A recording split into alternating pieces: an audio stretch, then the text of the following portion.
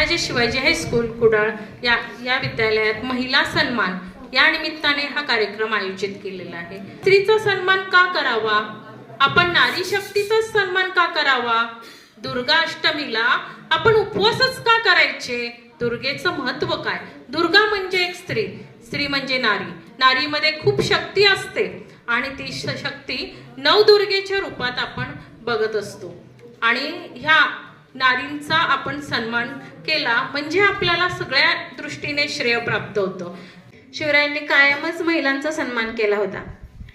ते कायम म्हणायचे की आपल्या स्वराज्यामध्ये जर स्त्रीचा सन्मान राखला गेला तर हा समाज नक्कीच पुढे जाईल, समाजाचा नक्कीच विकास। स्त्रीचा सन्मान जो आहे तो फक्त म्हणजे दिखाव्यापुरता न करता तुम्ही कायम आपल्या घरापासून सुरुवात करा, आपल्या आईचा, आपल्या घरामध्ये असणाऱ्या स्त्रियांचा सन्मान ठेवा, तर तुम्ही समाजामध्ये इतर स्त्रियांचा सन्मान जो आहे तो ठेवू शकता।